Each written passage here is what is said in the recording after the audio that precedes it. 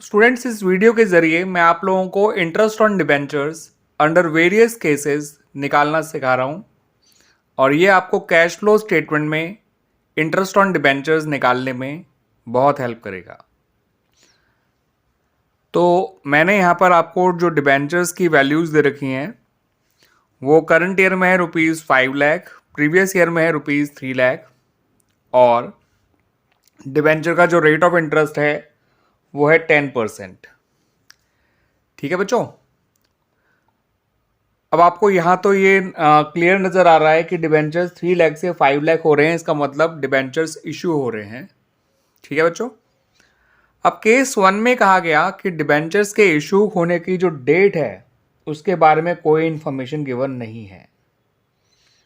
ठीक है ना, about date of issue, about date of issue of debentures is not given in the question.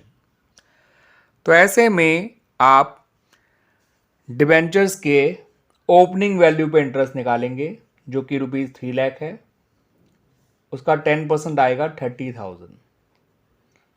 Clear बच्चों, अगर date of issue of debenture given नहीं होती है तो आपको हमेशा डिबेंचर्स के प्रीवियस ईयर बैलेंस पे इंटरेस्ट निकालना है, ये मानते हुए कि डिबेंचर साल के एंड में इशू हुए होंगे। क्लियर।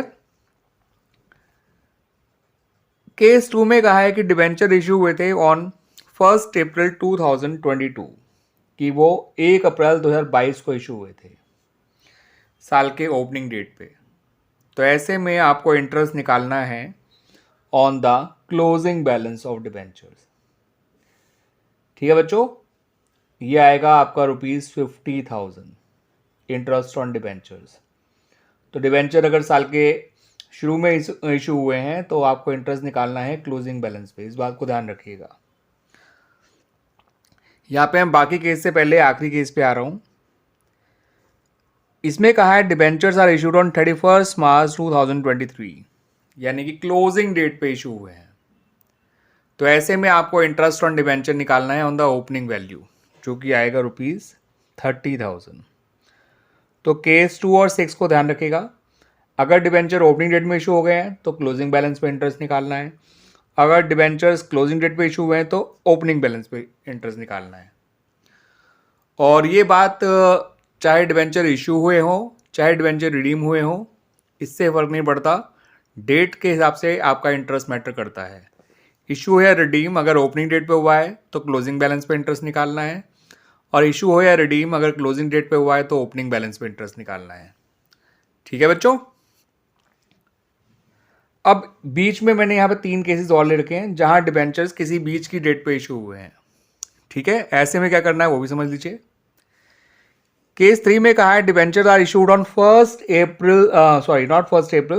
जुलाई 2022। तो डिबेंचर जुलाई में इशू हुए हैं, यानी कि फाइनेंशियल ईयर का स्टार्ट होने के 3 महीने बाद। ठीक है बच्चों, तो ऐसे में क्या करना है आपको वो समझ लीजिए।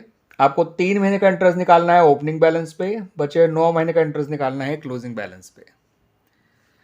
3 लाख का 10% 30,000, 3 महीने का निकालेंगे तो 7,500 आएगा। 5 लाख का 10% 50,000 और 9 मंथ्स का निकालेंगे तो वो आएगा 37,500, यानी टोटल इंटरेस्ट हो गया ₹45,000। क्लियर बच्चों।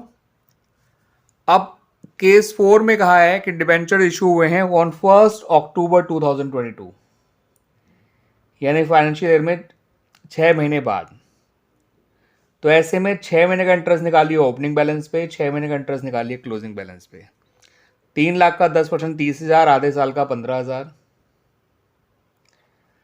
5 लाख का 10% 50,000, आधे साल का 25,000। दोनों जोड़कर हो गया बच्चों 40,000। फिफ्थ केस में कहा है कि डिबेंचर इशू हुए हैं ऑन 1 जनवरी 2023,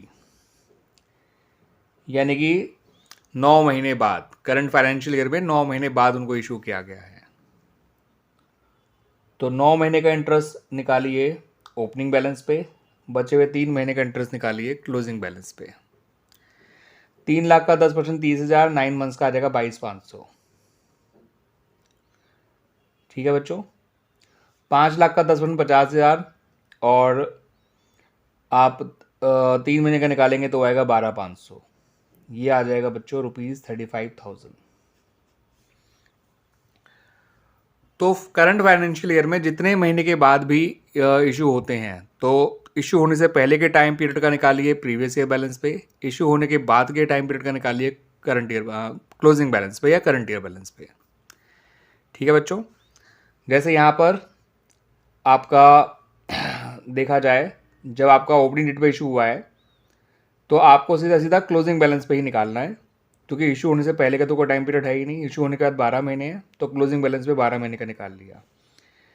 जुलाई को इशू किया गया तो इशू से पहले के 3 महीने हैं, इशू के बाद के 9 महीने, 3 महीने का ओपनिंग पे, 9 महीने का क्लोजिंग बैलेंस पे। अक्टूबर में इशू हुआ है तो 6 महीने इशू से पहले के हैं, 6 महीने इशू के बाद के हैं, पहले वाला ओपनिंग बैलेंस पे, बाद वाला क्लोजिंग बैलेंस पे। जनवरी में इशू हुआ तो 9 महीने का ओपनिंग बैलेंस पे, 3 महीने का क्लोजिंग बैलेंस पे। मार्च में इशू हुआ तो पूरे 12 महीने का ओपनिंग बैलेंस पे, 0 महीने का क्लोजिंग बैलेंस पे। और अगर कोई इन्फॉर्मेशन गिवन नहीं है इन द क्वेश्चन तो मैंने आपको बता ही दिया, अपने आप ही ओपनिंग बैलेंस पे ही इंटरेस्ट निकालिएगा।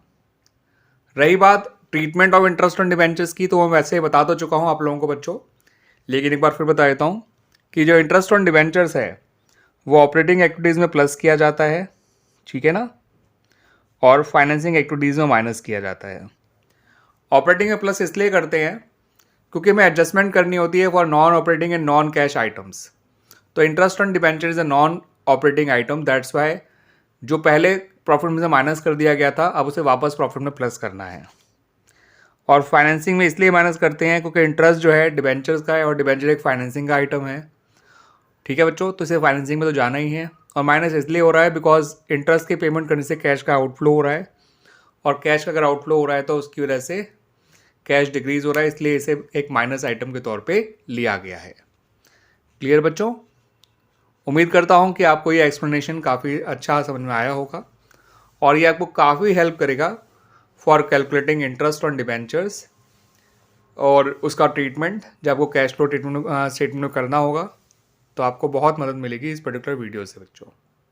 थैंक यू बच्चों।